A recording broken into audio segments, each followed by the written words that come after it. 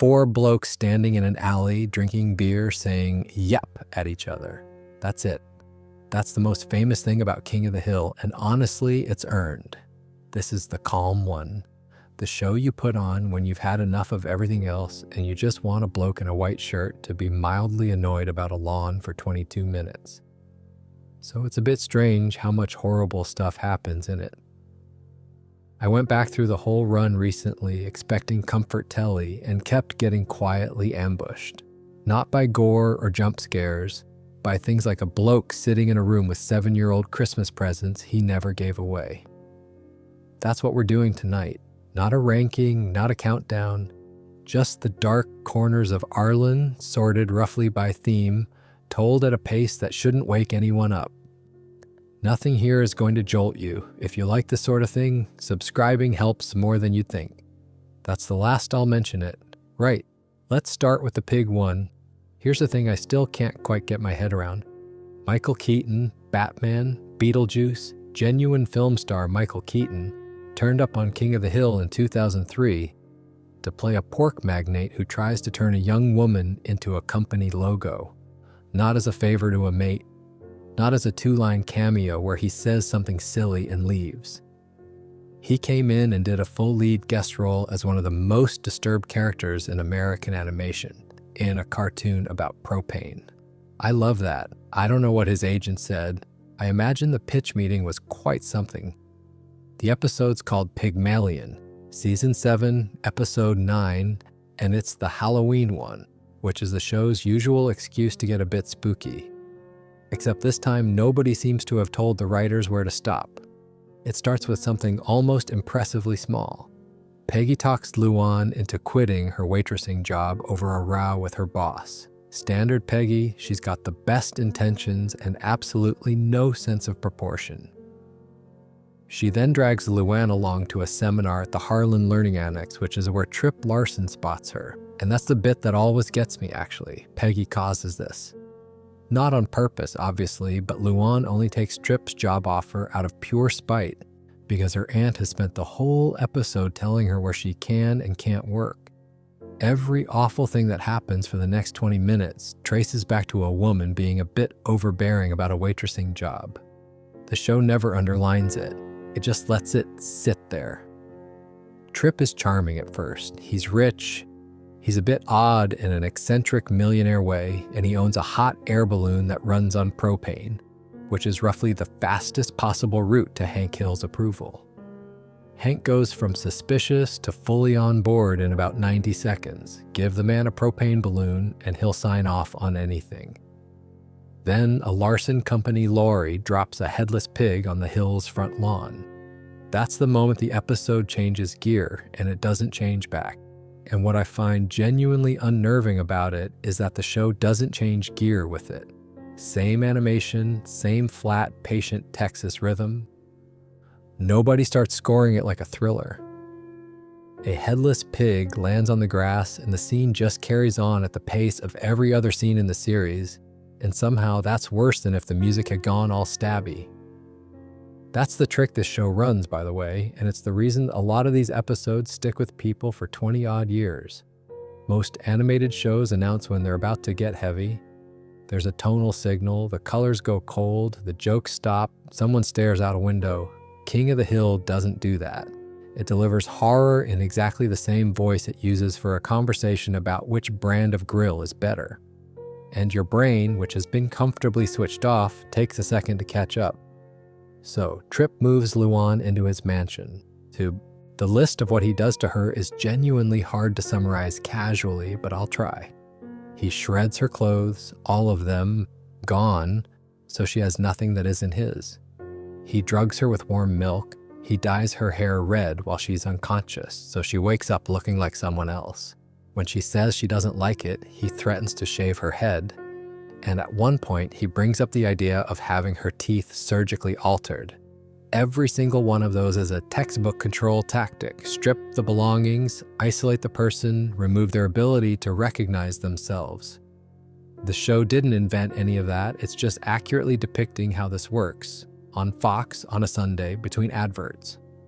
What he's building her into is the woman from an old Larsen pork products advert. His grandfather made the ad. Tripp has been obsessed with it since childhood because it was on the wall of his bedroom, and somewhere along the line, the family in that advert became more real to him than his actual life. He isn't trying to date Luan.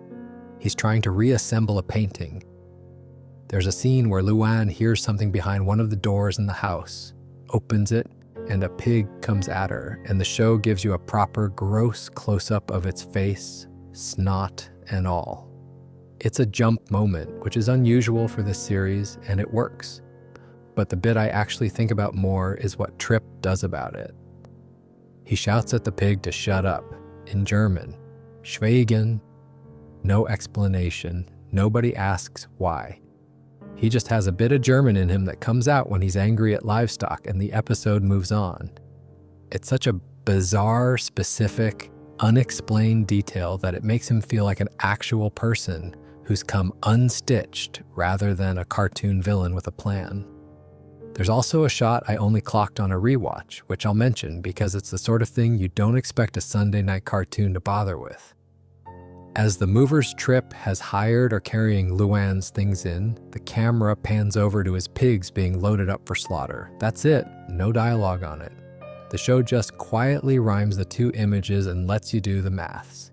Then we get to the ending, which I'd argue is one of the cruelest jokes anyone has ever put in a piece of Family Hour television. It's Tripp's processing plant. He's decided that he and Luan are going to become Larsen pork products, properly, physically on the processing line. Peggy turns up in time to get Luan out, and there's a fight, and Tripp ends up on the kill line himself with an electric shock going through him. And the shock fixes him. The voices stop. His head clears for the first time in the entire episode. He's delighted. He says he isn't hearing them anymore, genuinely happy about it, like a man waking up from a long illness. And then he realizes where he's lying and what's coming next. And there's about a second and a half where he understands exactly what's about to happen to him. Then it happens. Off camera, mercifully, but there's no ambiguity.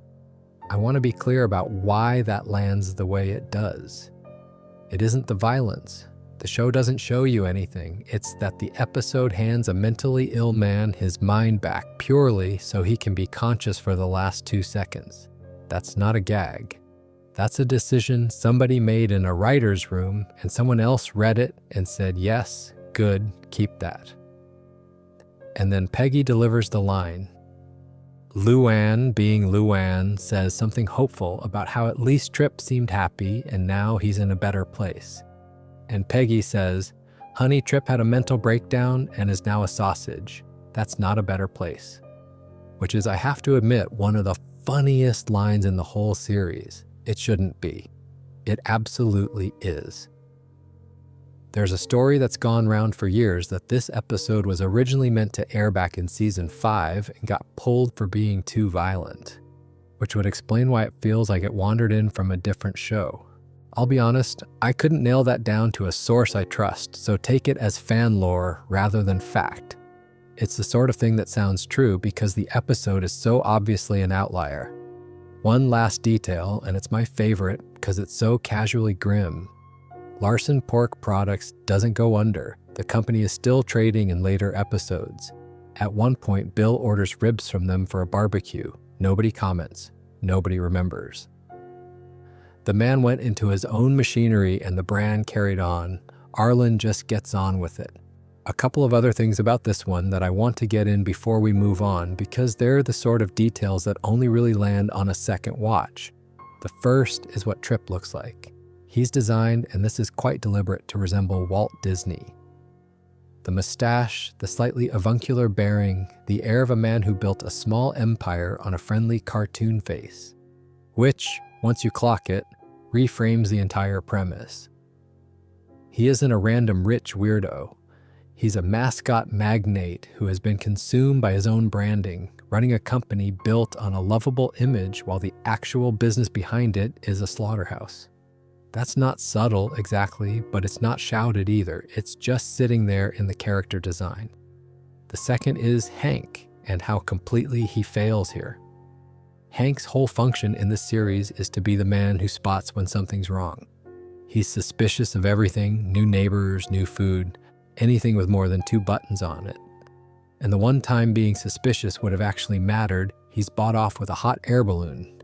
Peggy's the one who works it out eventually and gets to the factory in time, which is a nice bit of symmetry given that she started it, and the show lets her be visibly horrified about that. Not in a big scene, just enough that you can see she understands she nearly got her niece killed by being pig-headed about a waitressing job. And the third thing is Luann herself, who I think gets underrated as a character because she's written as a bit dim. She's not dim particularly. She's trusting, which is a different problem. Her entire arc across the series is a young wumps with a genuinely rough background. She turns up in the pilot, temporarily staying with the Hills, while her parents work through marital problems in their trailer at Shiny Pines, repeatedly deciding to believe that the next person will be kind to her. Sometimes she's right about that. In this episode, she is extremely, spectacularly wrong, and the reason she stays in that house as long as she does isn't stupidity, it's that she keeps looking for the version of events where it's all fine. There's a moment where she's had her hair dyed against her will, and she's being told her teeth might be next, and she's still trying to be polite about it, still trying to find the manners-based solution. That's not a joke about her being slow. That's an accurate portrait of how people behave inside situations like that. One last thought on this one, and it's about where it sits in the show's habits. King of the Hill did Halloween episodes reasonably often, and they're usually the same shape as everyone else's Halloween episodes, a bit of costume business, a spooky misunderstanding, everything fine by the end. This series has almost no interest in genre. It doesn't do the sci-fi episode, the musical episode, the clip show, the trip to the future episode.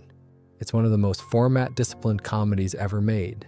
The characters go to work, come home, and have a beer in an alley. So Pygmalion is doing something the show basically never does, which is borrow a horror structure wholesale. There's a woman isolated in a big house. There's a man with a fixation. There's a locked door with something behind it. There's a factory with machinery in it at night during a party. That is beat for beat the architecture of a certain kind of thriller. And it has been dropped into a program where the previous week somebody had an argument about a fence.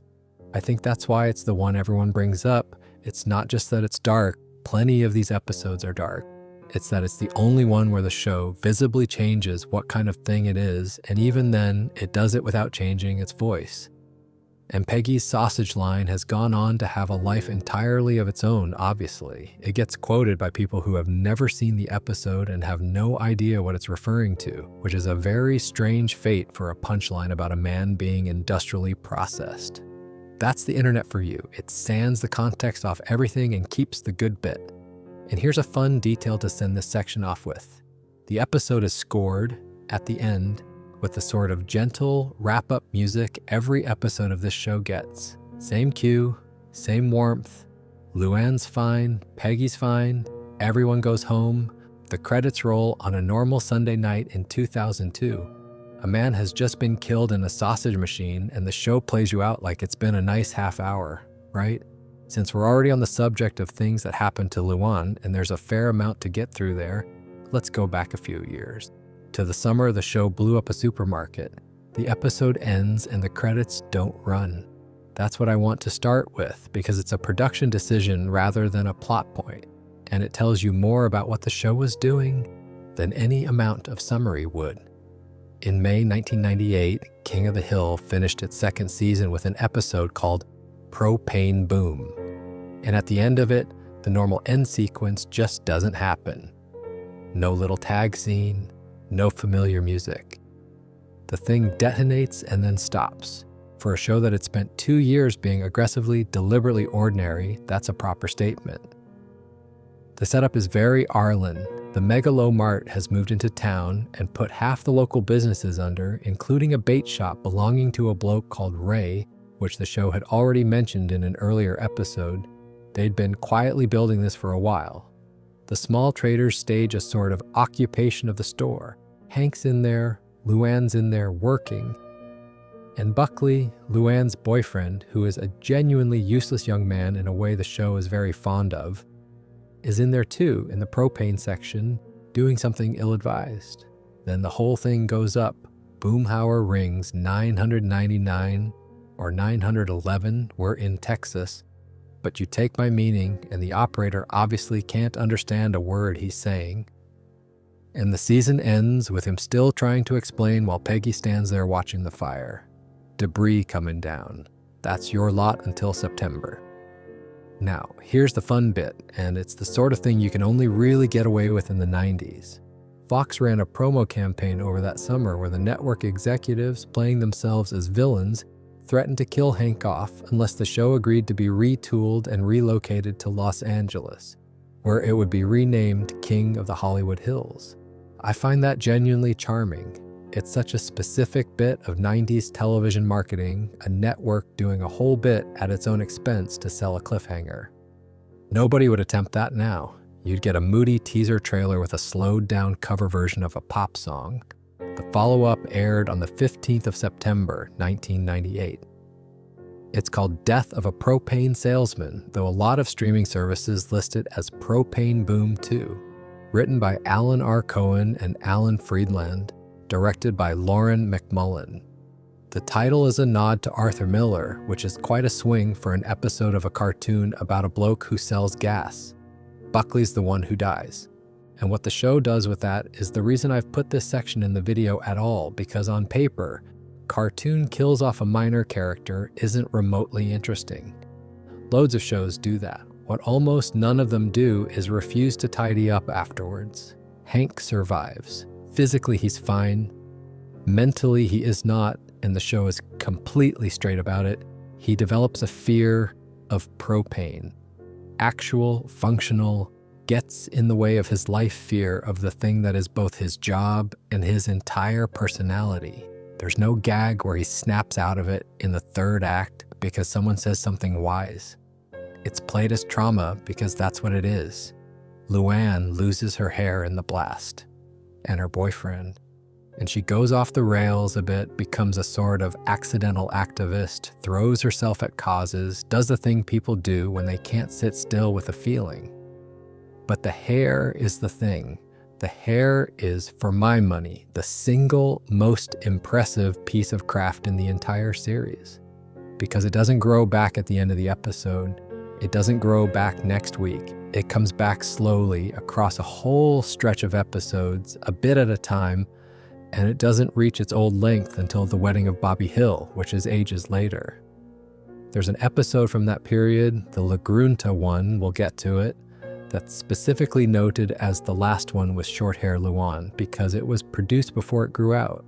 Think about what that actually is. It's a cartoon using a character's hair as a calendar.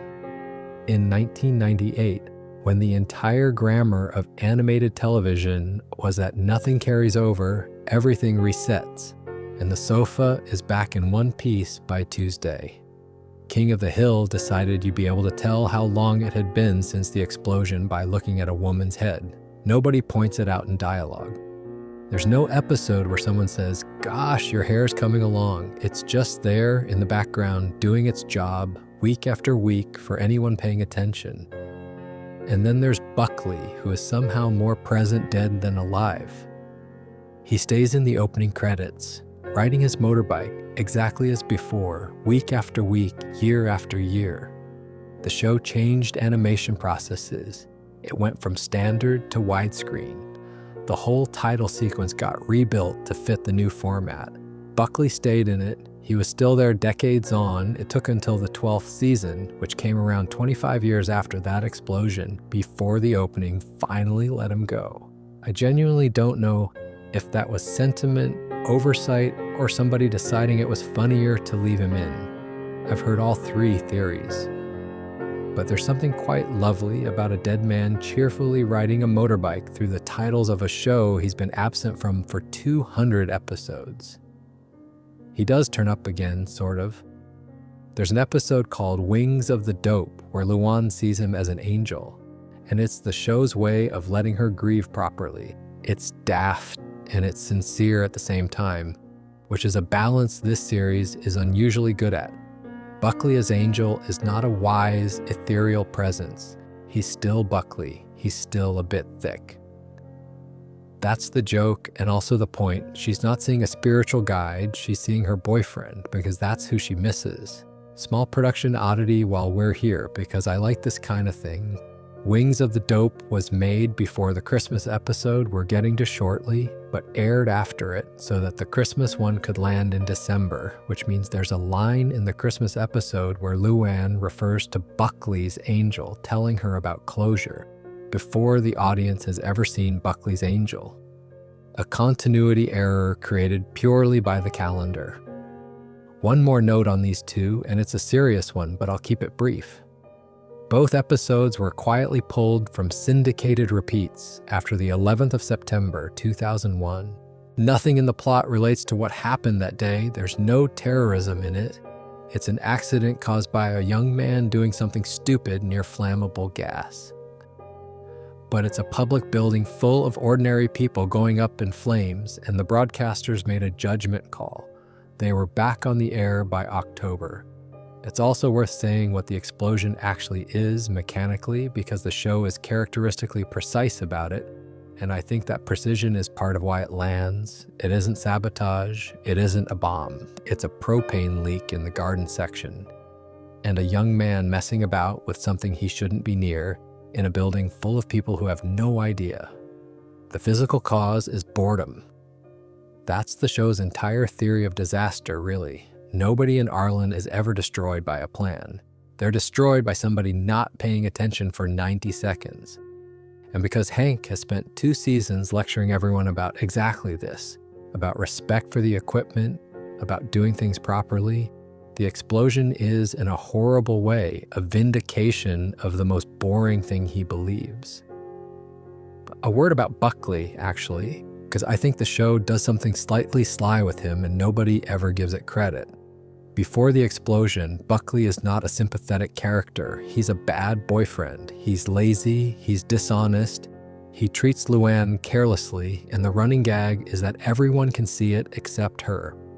If you'd polled the audience the week before, most people would have said she'd be better off without him. And then he's killed, and the show goes, right. And what do you actually feel about that? Because grief doesn't run a quality check first. Luann isn't sad because Buckley was good. She's sad because he was hers. And now he's a set of remains in a box. And the last thing that happened between them was probably nothing much at all. The show is very clear-eyed about that. It doesn't posthumously improve him. It doesn't have a character say, deep down, he really loved you. He was a waster and he died, and she's devastated. And all 3 of those things are allowed to be true at once. There's a funeral. And there's a moment in it involving Khan, of all people, Khan Supanosen phone, the Hill's neighbor, whose entire deal is contempt for everyone on that street, where he tells a story sometimes called The Tigers and the Strawberry. It's an old Buddhist parable, and the gist of it is a man being chased towards a cliff by a tiger, going over the edge, catching hold of a vine, and finding another tiger waiting below. And while he's hanging there with a tiger above and a tiger below and mice chewing through the vine, he notices a strawberry growing within reach, so he eats the strawberry. That's the whole story. Death is coming, you can't do anything about the arrangement, and the correct response is to enjoy the strawberry. Khan tells it more or less straight, and it's one of about 3 occasions in the entire series where he's allowed to be a person rather than a punchline. The other thing worth noting from the aftermath is how long Hank's fear runs. The propane phobia isn't a 1-episode gag. He can't be near it. He's a man whose job, hobby, identity, and belief system are all the same substance, and the substance has just tried to kill him in front of a supermarket. The show plays out him working back towards it slowly and without triumph. There's no scene where he conquers his fear to swelling music. He just, over time, gets on with it, because that's what people do. which is, again, more than the format asked for. The easy version is Hank is briefly nervous, Bobby says something unintentionally wise, Hank is fine by minute 20. That version was available and they didn't take it. The Mart itself deserves a moment because it's one of the more quietly political running fixtures in the show, and it never gets discussed that way. It's the big box store. It's the one that turns up on the edge of town, undercuts everybody, and hollows the place out. The show had already established that it put Ray's bait and tackle shop under. It comes back repeatedly over the years. Hank shops there while disapproving of it, which is the most honest depiction of how anybody actually relates to these places. He knows what it's done. He goes anyway. The prices are good. And the reason the small traders are inside the building when it goes up is that they've staged an occupation. They're protesting. They're the last independent businesses in Arlen standing outside the thing that killed them, and then the thing kills 4 of them. Now, I don't think the episode is making an argument exactly. This show is careful about that, and its politics are famously hard to pin down, which I'd say is a feature rather than a failure. But the image is the image. A gas leak in a discount superstore ignited by a bored young man taking out the people who'd come to protest the store. There's also something quite melancholy about how much of the series is set in places like that. The Mart, the strip mall, the chain restaurant, the enormous car park. It's a show about a town that is slowly being replaced by branches of things. And Hank, who is a company man to his bones and works for a small independent propane dealership, is caught right in the middle of it and mostly hasn't got the vocabulary to say so. Anyway, he does eventually get back to normal about propane, in case you were wondering. It just takes a while and it takes work, and the work happens off to the side of other episodes rather than in a big triumphant scene. A last thought before we go. This is the only time in the run where the show ran a genuine multi-episode consequence chain, explosion, death, funeral, phobia, grief, hair, and it's the moment most people point at when they argue that King of the Hill was the best of the Fox animated comedies at doing actual people. I'm not sure I'd go that far, because I like the other ones too. But it's the moment where you can see the show deciding what it's going to be for the next decade. And what it decided was, things happen, and then they've happened anyway. Since we've been circling a Christmas episode for the last few minutes, let's go and sit with it properly. It's one of the heavier ones, so I'll keep it gentle. There's a stack of Christmas presents in a house on Rainy Street wrapped in paper that's gone pale at the edges. They've been sitting there 7 years. Nobody's touched them. They're for a woman who isn't coming back. That's Pretty, Pretty Dresses. Season 3, Episode 9, aired the 15th of December, 1998, written by Paul Lieberstein, who a few years later would turn up as Toby in the American version of The Office, which is a fact I enjoy more than I should. Directed by Dominic Polsino, it's the Christmas episode. Bill Dauterive is, I think, the saddest character in mainstream American comedy, and I'm including a lot of people in that. He's a divorced army barber living alone in a house he grew up in the shadow of a family name that used to mean something. And the show is completely honest about the fact that he is depressed, not comedy depressed, not sad sack with a catchphrase depressed.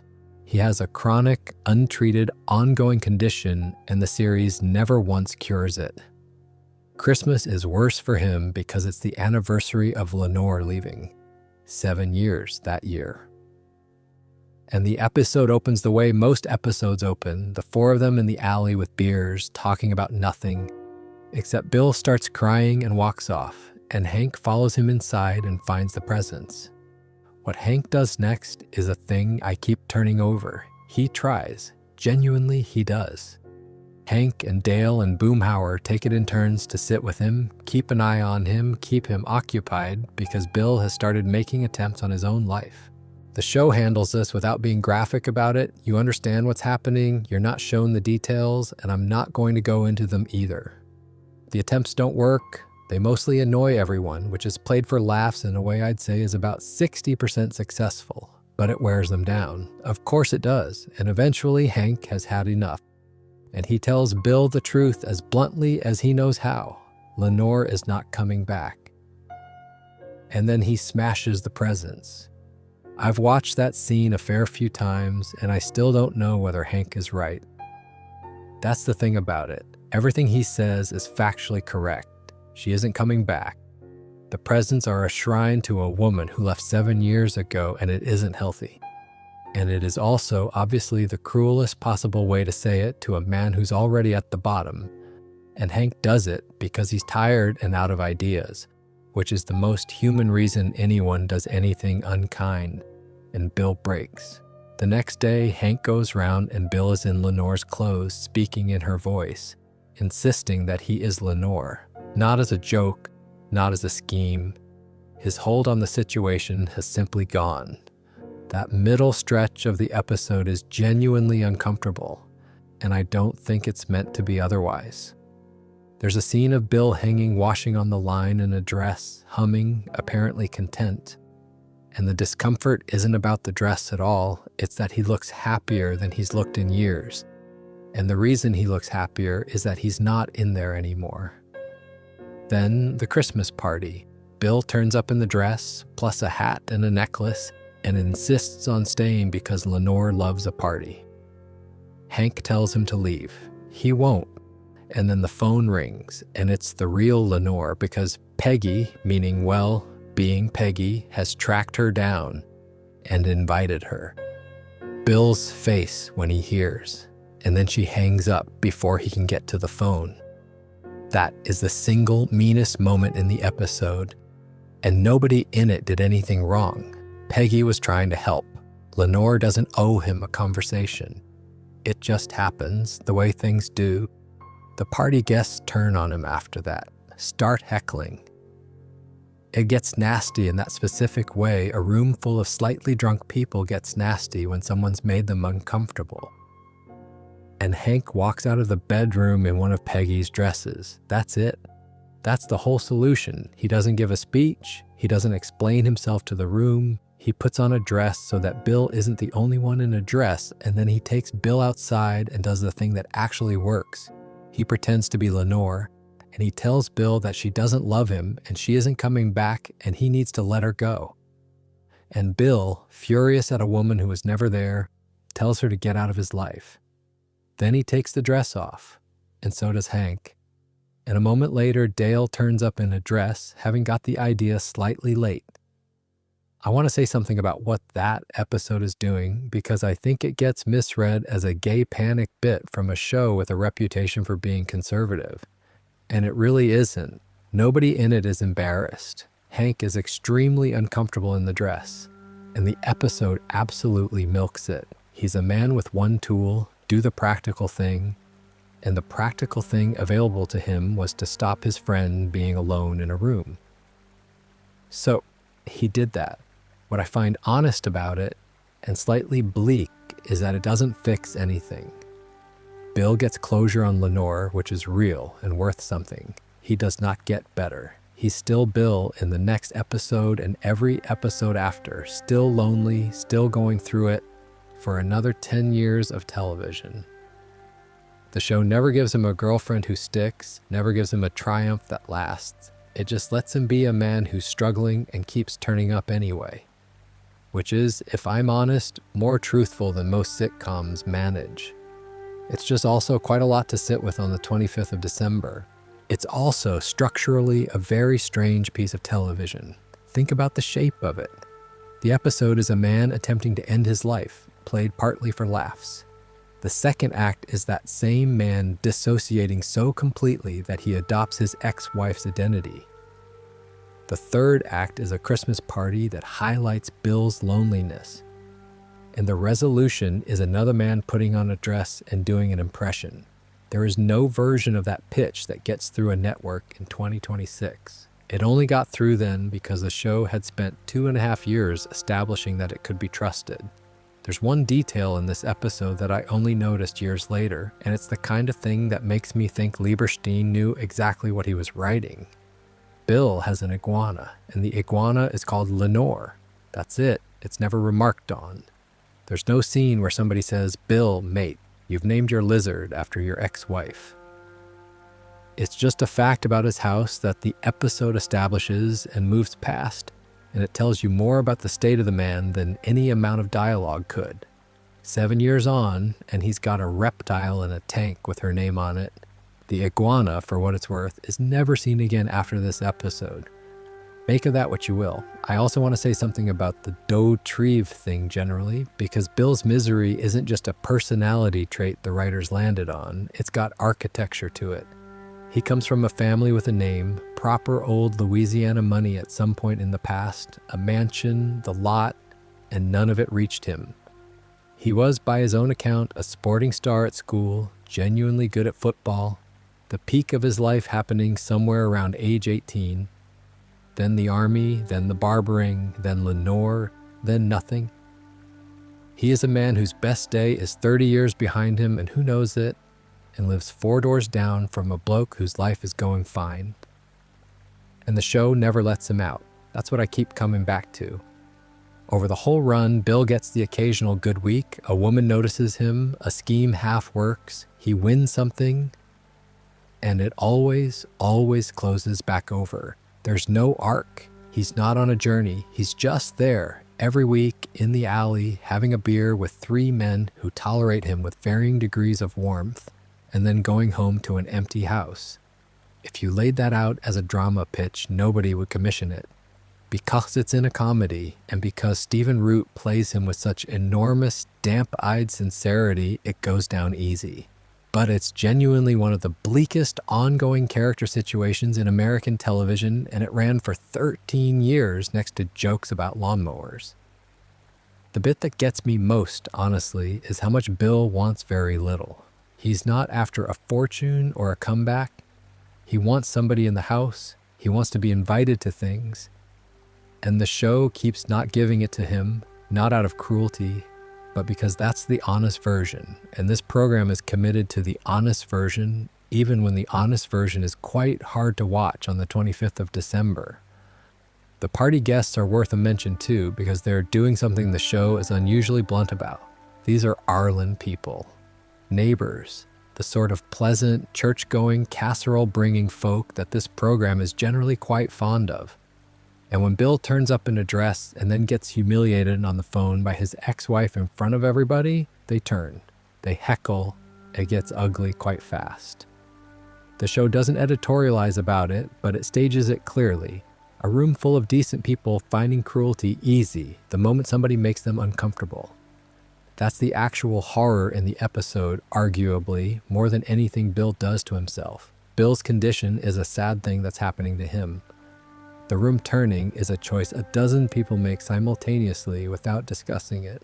And then Hank walks out in a dress, and the room has to recalculate. And they do immediately, because the thing they were reacting to was never really the dress. It was that Bill was alone in it. Dale arriving late in one of Nancy's, having entirely misread the situation, is the perfect ending to that. Partly because it's funny, partly because Dale, a man who is wrong about literally everything, is the only person in Arlen whose first instinct was to join in rather than laugh. He got there too late and for the wrong reasons, but he got there. The other thing this episode establishes, and it runs for years afterwards, is that these 4 men are stuck with each other. Not friends exactly, something less chosen than that. They stand in the same alley every evening because they live in the same alley. That's the whole basis of it. And when one of them falls apart, the other 3 take shifts, badly, with no idea what they're doing, because there isn't anybody else, and it doesn't occur to them not to. I find that genuinely moving in a slightly grim way. It's not a warm friendship. It's proximity plus decency plus a total absence of alternatives. And it's the thing that keeps Bill alive. I'll say one thing plainly and then we'll move on. Because it's a heavy subject and this is meant to be a gentle video. It's a genuinely thoughtful bit of writing about something a lot of people go through around this time of year, and if any of it lands close to home, it's worth talking to someone about. Right, onwards. And since we've just spent 20 minutes on a man the show never let out from under his own history, let's do the other one. Let's do Cotton. After the episode aired, Fox published an obituary, not a press release. An obituary, written as if it had run in the Arlen Bystander, the town's local paper. It lists the cause of death the way local papers do, plainly and at slightly too much length. Cotton Hill, age unknown, World War II veteran, died Sunday in a Texas VA hospital. 4 rusty bullets lodged in his heart from his military service, a broken hip, torn ligaments in his ankle knees, an infection in his esophagus, and severe burns from what the obituary calls a freak shrimp accident at a Japanese restaurant earlier that week. Survived by sons Hank and GH, daughter-in-law Peggy, grandson Bobby, ex-wife Tilly, second wife Dee Dee, former lover Michiko, an illegitimate Japanese son, and his nephew Dusty Hill of the band ZZ Top. That last one is canon, by the way. Cotton Hill is Dusty Hill from ZZ Top's uncle. I don't know why I find that so pleasing, but I do. The episode is Death Picks Cotton, Season 12, Episode 5, the 218th episode overall, written by Judah and Murray Miller. It aired on the 11th of November, 2007, Remembrance Day, or Veterans Day as it is over there, which is either lovely or slightly cheeky depending on your read of the character. It pulled 7.6 million viewers. Before we get to how he goes, though, I want to do a different Cotton episode first because it recontextualizes everything about him, and it's one of the flatly darkest scenes in the run. It's called Returning Japanese, and it's the 2-parter where the family goes to Japan. Cotton's history with that country is, to put it mildly, extensive. He fought there. He lost his shins there. He also fell in love there and left a son behind which he has never told anyone about. And the trip is about that. At some point, he ends up in a sweat lodge. And he starts seeing them. Every Japanese soldier he killed during the war walks into that lodge with him. All of them, full of bullet holes and stab wounds, exactly as he left them standing around him in the steam. He runs out screaming. That's the scene. There's no dialogue explaining it, no character afterwards saying, "You know, Cotton, that was your conscience."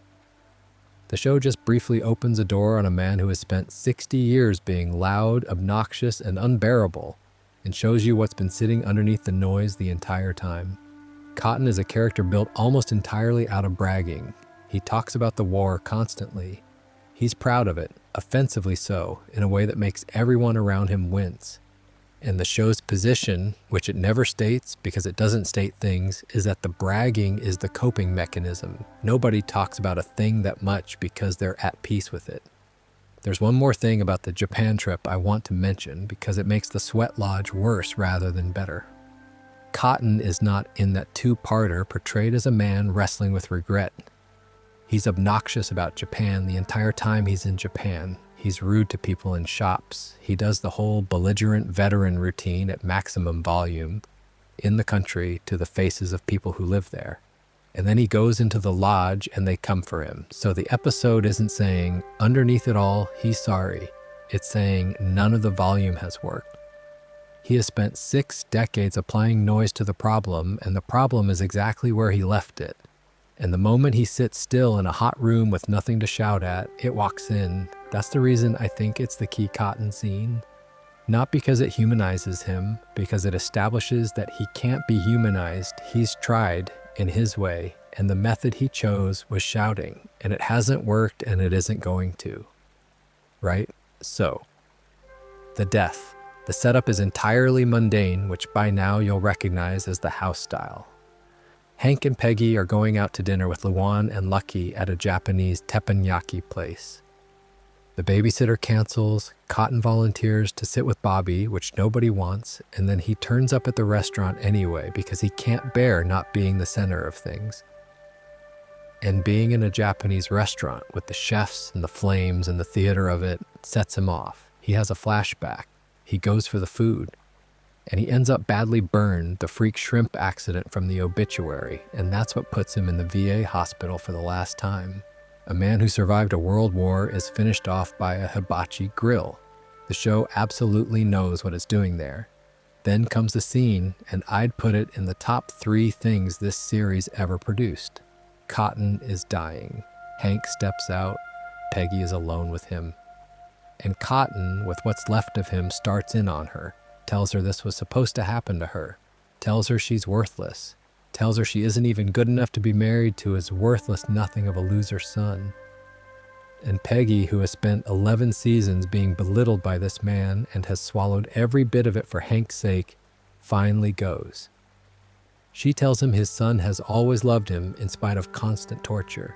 She tells him if he wants to die alone, fine. If he wants to keep coming back and never die, that's fine too. And then she says the thing, I hope you do go on living forever as the unhappy person you are in the hell you have created here on earth. I hope you live forever. It's a curse. It's dressed as a blessing and it's a curse. And it's the single most articulate thing the character ever does. Cotton looks at her, says, "Do you now?" and lies back and dies, on purpose, out of spite. She told him she hoped he'd live, and he chose not to, purely so she couldn't have it. That's how he goes out. He wins the argument by dying. And then Hank comes back in. Peggy has about 2 seconds to decide what to do, and what she does is lie. She tells Hank that Cotton said he regretted being such a hard father, that deep down he did love him. And this is the detail that makes it, that he'd changed his mind about wanting his severed head sent to the Emperor of Japan, which had been a genuine, long-standing request of his.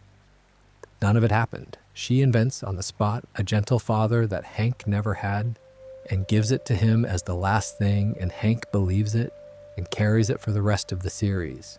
I go back and forth on that constantly.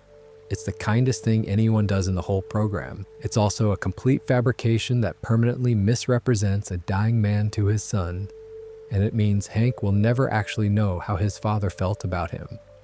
The show declines to tell you which of those matters more. It just puts it there and moves on to the next scene, which, for the record, involves a shed exploding.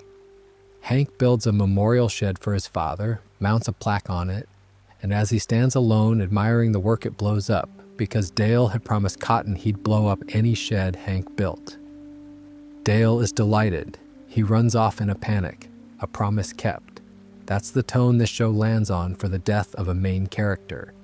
Genuine grief, a lie of mercy, and then an explosion for a laugh, all within about 90 seconds. One last thing on Cotton, because he isn't quite finished even after he's dead. Season 13 has an episode with the best title in the run, Serves Me Right for Giving.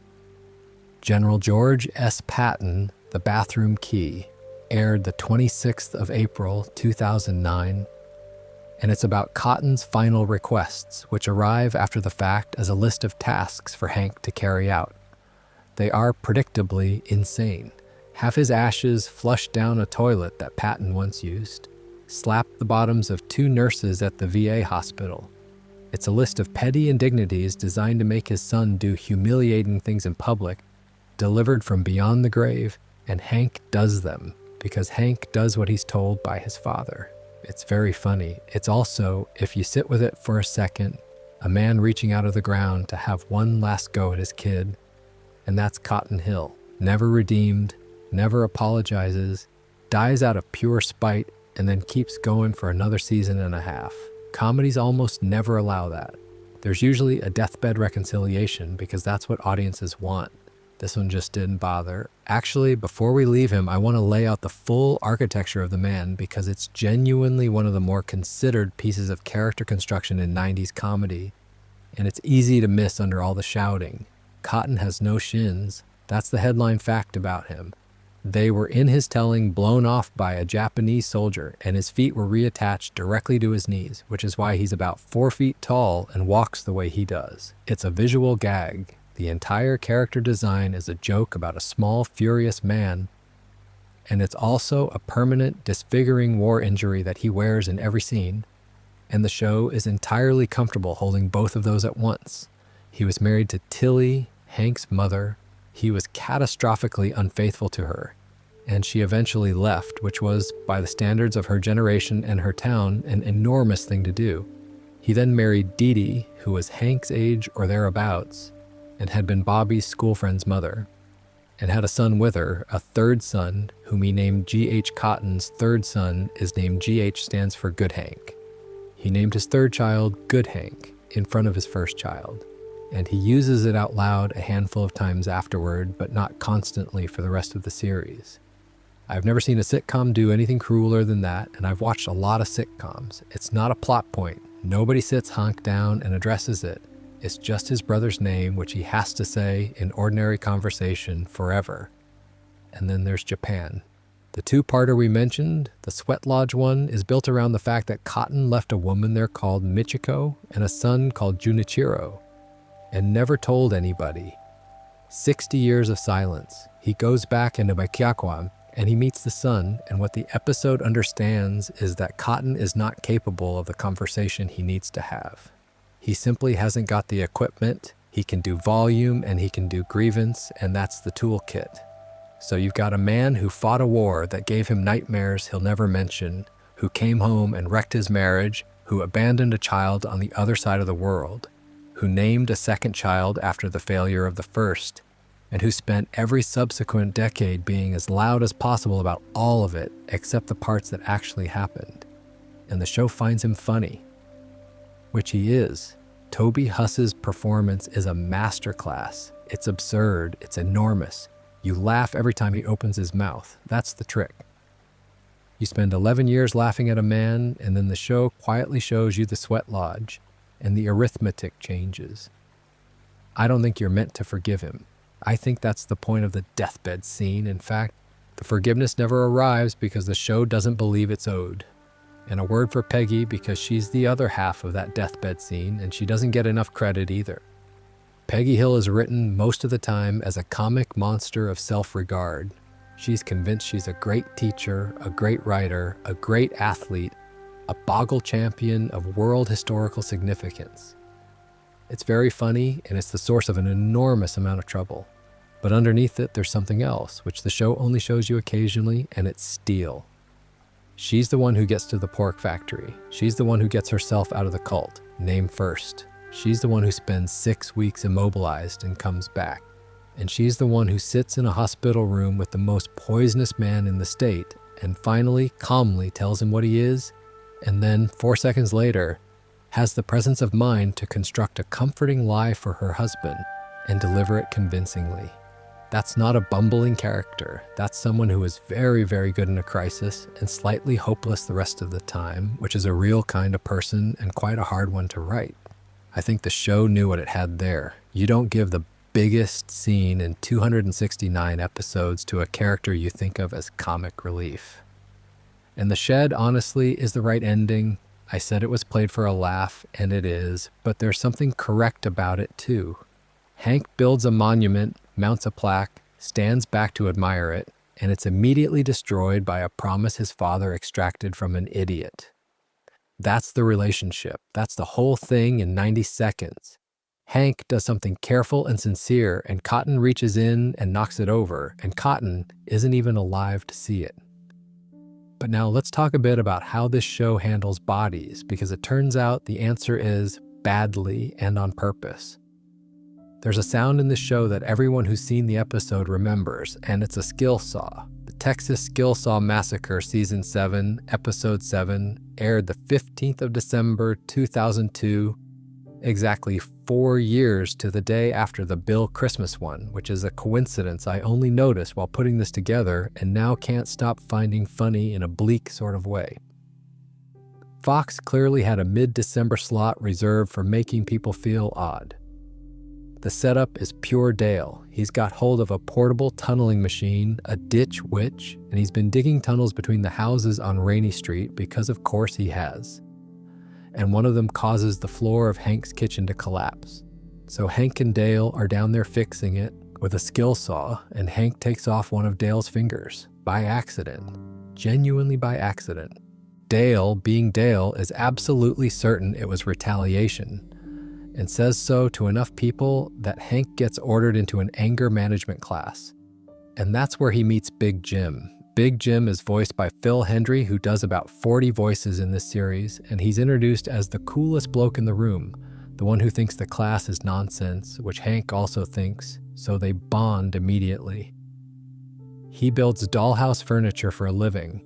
That's his job, miniature furniture.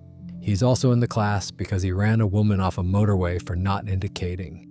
The show gives you both those facts within about a minute of each other and just lets you hold them. Hank starts skipping class with him. They go off and do practical things instead because in Hank's view, the problem isn't his anger, it's the world being annoying. And here's a bloke who agrees. Then they're all down at the tunnel, and Dale explains that he's designed a 3-way intersection connecting the houses, and Hank hasn't been invited into it. Hank and Dale start arguing, and Big Jim wades in to defend Hank, and he doesn't stop. He starts shouting. Then it stops being shouting. He's barking, frothing. Everyone's standing there watching a grown man come apart over a dispute about tunnels between houses he doesn't live in. And it goes on slightly too long, the way real distressing things do. And then he strokes out and drops dead, right there, mid-argument, in the dirt. The paramedics tell Hank afterwards that he stroked out, and that's the only medical language the episode uses. No hospital scene. There is a goodbye scene for Big Jim. A man was angry, and then he was gone. What makes it worse, and this is the bit I think is genuinely well written, is what Hank has to work out at the funeral. Big Jim wasn't a mate who happened to die. Big Jim was a seriously unwell man who had been placed in a room specifically designed to help him, and Hank pulled him out of it. Hank spent a fortnight telling him he was fine, that neither of them needed to be there, that the class was rubbish. He validated it, and then he watched what that costs. The funeral does something the show almost never does, which is look backwards. Hank sits there and remembers every time he's lost his temper across the series, years of it, all the incidents you've watched and laughed at, and comes to the obvious conclusion. That could be him lying there. I don't think there's another episode of this program that asks the audience to reinterpret the previous 6 seasons. It slipped into an episode whose title is a pun on the Texas Chainsaw Massacre. For the record, Big Jim isn't the first person to die in this show, or the last. There's Buckley, obviously. There's a bloke called Chet Elderson in the firefighting episode. There's Debbie Grund. The series has a body count, which people forget because it never lingers. Now, let's talk about Peggy and the parachute, because that one's got a proper cliffhanger to it. Season 3 ends with an episode called As Old as the Hills. Hank and Peggy's anniversary, Peggy's feeling old and a bit invisible, and the pair of them decide to go skydiving. Peggy gets cold feet in the plane and backs out. Fair enough. Very sensible. Then Dee Dee has a baby, and Peggy gets jealous in that specific way where you make a bad decision to prove a point. And she jumps. Her chute doesn't open. The reserve doesn't either. The last thing you see in season 3 is Hank on the ground, watching his wife scream all the way down and hit a field in the distance, and then turning to camera in horror. Credits. That's how the show left it for the summer. Twice now they'd ended a season by dropping a main character into serious peril and then going on holiday. I'd genuinely love to know whose idea it was to make that the house style. She survives, she lands in soft mud, which is the only reason there's a season 4. But, and this is why I've got it in here, she breaks her back, and the show does not hurry her recovery. The follow-up 2-parter is called Peggy Hill, The Decline and Fall, and it is not a laugh riot. Peggy is immobilized almost completely. She can move her toes, that's it. And she goes into a real depression, which the series treats with the same patience it gave Hank's propane fear. No snapping out of it. No episode where someone says the right thing and she's fine. I think that's the most quietly frightening thing in this whole video, actually, and it's got no monster in it. It's the ordinary awfulness of one impulsive decision on an ordinary afternoon taking your life apart. She wasn't doing anything reckless by the standards of the world. People skydive. She just got the one in whatever chance, and then she's in a bed for months while her family works out how to live around her. There's a moment near the end where the new baby, GH, stops crying, and Hank and Cotton panic and go running in. And it turns out Peggy has rocked him to sleep with her toes, which is the show being kind finally after putting her through all that. It's a nice beat. It doesn't undo the previous 40 minutes. And then there's Hilenium, which I include mainly because it's the most plausible near-death in the series, and nobody talks about it. It's the Y2K episode. Hank buys a grandfather clock and takes it into the garage to varnish it and doesn't ventilate the space. That's the whole mechanism. That's all it takes. You watch him get progressively more affected by the fumes, and the show plays it exactly like being drunk, which is what it looks like. His speech going, his coordination going, a sort of cheerful vagueness setting in. He varnishes straight over the face of the clock, says, "Oops," and goes down onto the concrete, drooling, out cold.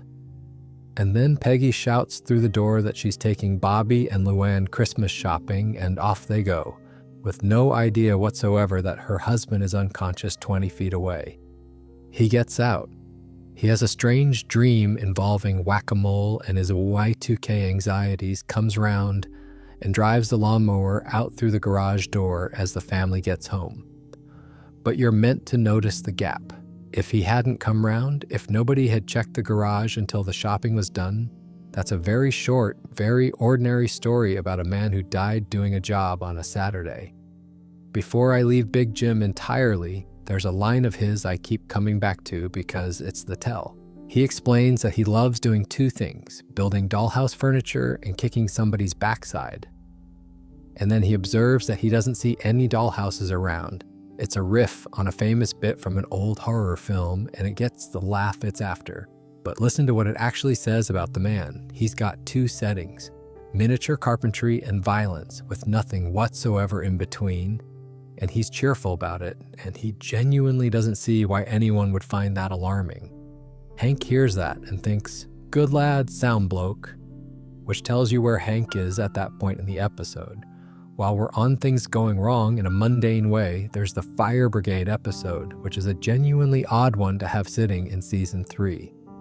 It's called A Firefighting We Will Go, and the premise is exactly what you'd expect. Hank, Dale, Bill, and Boomhauer join the volunteer fire service, and it goes badly. The structure of it is a Rashomon thing, where each of them gives a different account of how the fire station burned down, and each account makes the teller look heroic, and the others look useless. It's a good comic idea, and it's very well executed. It's also got a dead man in it. Chet Elderson is a fireman who dies in the course of that episode, and he's the second person killed off in the series after Buckley. He's a minor character, he gets a couple of scenes, and then he's dead in an episode built around 4 men lying to a fire chief about whose fault it was. That's the thing I want to flag about this show's body count, and then I'll leave it. It exists, it's higher than people remember, and it's almost never the point of the episode it's in. Buckley dies in a season opener about grief. Big Jim dies in an episode named after a horror film. Chet dies in a comedy about unreliable narrators. The show kills people the way life kills people, off to the side of whatever you were paying attention to.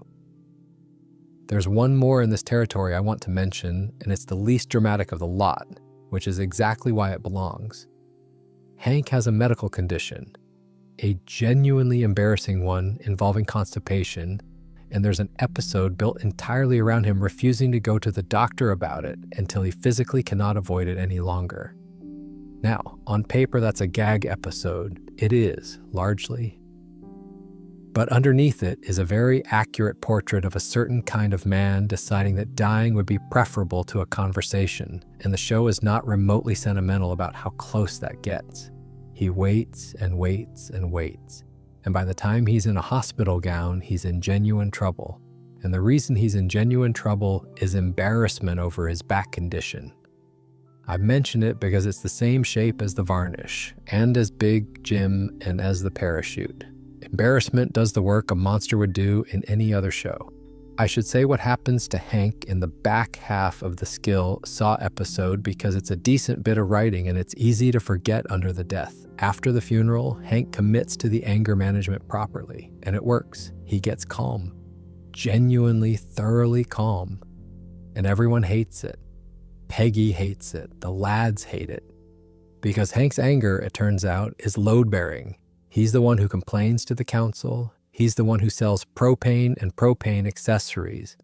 Take that away, and he's a pleasant, agreeable man who lets things happen to him. And things immediately start happening. Specifically, a city inspector turns up to condemn the Hill House as unsafe to inhabit because of the tunnel beneath it. And Calm Hank is fine with it. Calm Hank sees the paperwork and accepts the situation. So Peggy and Dale, the same Dale whose finger he took off, have to actively work to make Hank angry again in order to save their homes. And he gets there, and he stops the demolition, seething, and everyone's very relieved, which is an interesting note to land on. The lesson isn't manage your anger, and it isn't anger is good. It's something messier. This man's temper is both the thing that will kill him and the thing that holds his street together. And the episode doesn't resolve the tension. It just points at it. Dale, for the record, gets a fair amount of mileage out of the finger afterwards. Of course he does. The other reason I like the parachute story, by the way, is that Peggy never becomes noble about it. There's no version of her that emerges from that bed wiser and gentler. She comes back exactly as she was, vain, loud, convinced of her own brilliance because that's who she is. And a broken back doesn't change a personality. Shows love to use an injury as a character development machine. This one used it as an event that happened and then stopped happening. That's what I keep coming back to with this run of episodes. There's no villain in any of them. A dodgy tunnel, a parachute, a closed garage door. The show's version of horror is mostly just admin gone wrong.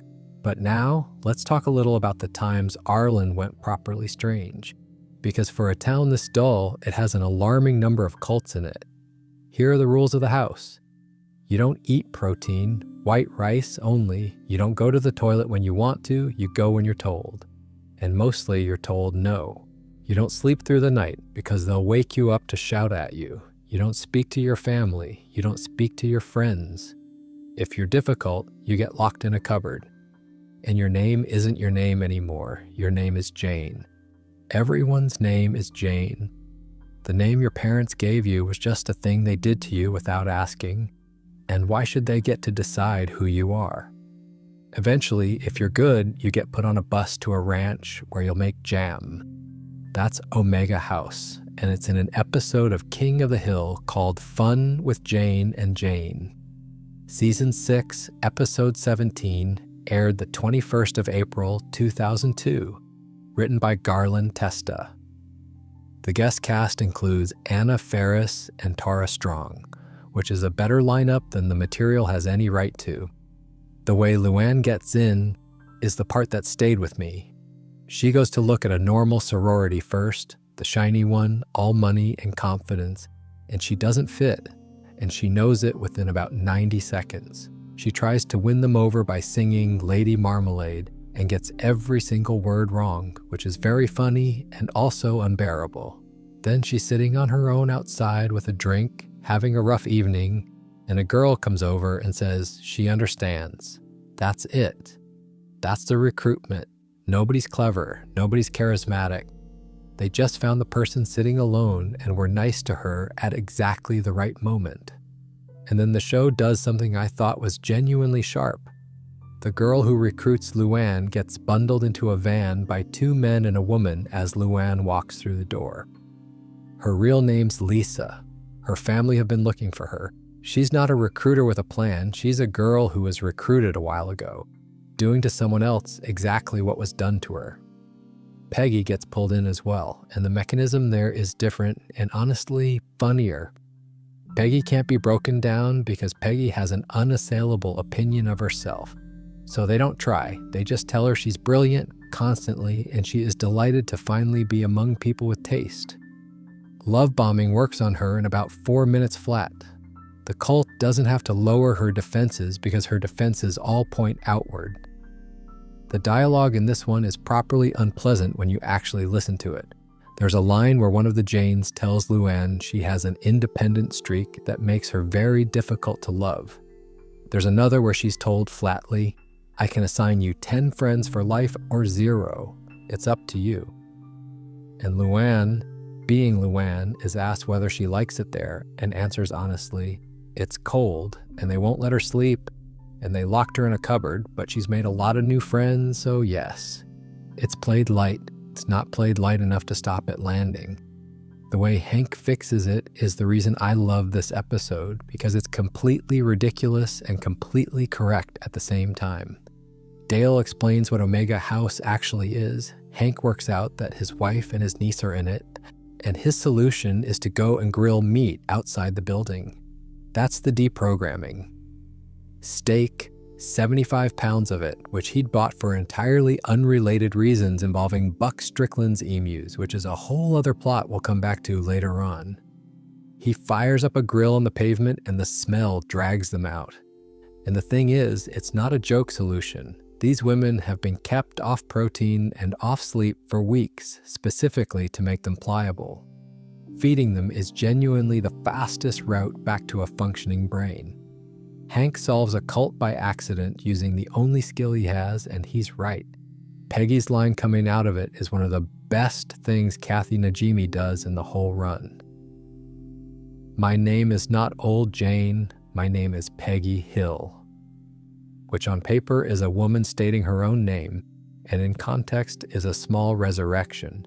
And there's one detail that keeps this episode in a video about disturbing television rather than one about funny television. Jane doesn't get arrested. The leader, the one running the whole operation, Hank rescues Peggy and Luann and a handful of others, and the episode ends and she's still there, still running it. The show notes she's extremely annoyed about losing a few, and that's her punishment. Dale mentions he's done pest control at that address before and they paid him in jam, meaning this has been going on for years in a town of about 4 people, and everyone sort of knows and nothing happens. One small thing I'll add about how the episode ends because it's a detail I like enormously. Over the closing credits, there's a musical sting that quotes Jaws. Not the theme, the sort of thing that plays when the danger hasn't quite gone away. Which, given that we've just established that the woman running the place is still running the place, is the show doing something slightly cheeky. It's not a horror episode. It never pretends to be. But it signs off with a nudge that this particular problem is still out there, in a house, on a campus, in a town where nobody's going to do anything about it. The other thing I'd point out is how the episode handles what happens to the women who aren't Peggy and Luann. A few of them come out when the food goes on. A few, the rest are still in there. There's a busload heading to the ranch. And the show doesn't follow them, doesn't rescue them, doesn't give you a caption saying they were all reunited with their families. Hank gets his wife and his niece back and drives home. That's the extent of the win. Everyone else is somebody else's problem and nobody else is coming. Right. Since we're on the subject of institutions doing damage, let's do the one with hell in it, because it's the funniest, genuinely frightening thing in the series, and I've been looking forward to this bit. The episode is Are You There, God? It's me, Margaret Hill, and the premise is that Peggy, who wants a full-time teaching job, ends up pretending to be a nun at a Catholic school. Peggy's confidence exceeding her competence is the engine of about 40 episodes of this show, and this is the most theologically dangerous version of it. She's teaching religious education. She does not know anything about it. She's making it up as she goes, with total conviction, to a room full of children who believe her. And at some point, it lands on her what she might have done. Not legally, not professionally, spiritually. If any of this is true, and in the logic of the episode's anxiety, it might be, then she has personally misled a classroom of kids on the one subject where getting it wrong has permanent consequences. So she has a nightmare, and it's a proper one. A demonic Monsignor Martinez, who in the show's world is a fictional TV priest, which makes his appearance here even stranger, comes through the classroom door and opens a portal to hell. And he starts putting children into the fire, 2, 3 of them gone while Peggy begs him to stop. She confesses everything, admits she lied, and it works. The flames die down. There's your relief. There's the moment where the dream lets go, and then Hank walks in, He's got his toolkit. He has a look at the propane tanks that are producing the fire, and he adjusts them because they weren't burning efficiently, and that's the sort of thing that bothers him. The flames come back up better than before, and there's a shot of Hank with the fire reflected in his eyes, laughing, and he says, "That's a clean burning hell, I tell you what. I'm sorry, but that's magnificent. It's a genuinely upsetting image. Your husband, cheerfully improving hell, and it's also the single most in-character thing Hank Hill has ever done. He would do that. If you dropped Hank Hill into the actual underworld, within 10 minutes, he'd be pointing out that their gas mixture was all wrong. The reason it works as horror rather than just a gag is that same thing we talked about earlier with the pork factory. It's played completely deadpan. Nobody in the dream reacts as though anything unusual has happened. It's just a man doing a job. A few more things about that episode before we leave it, because there's some texture in the margins. There's a deprogrammer character, one of the people who grabs Lisa out of the doorway at the start. That's a real profession, or was, particularly in America in the 80s and 90s, when this sort of thing was much more in the public conversation than it is now. Families would hire people to retrieve their kids.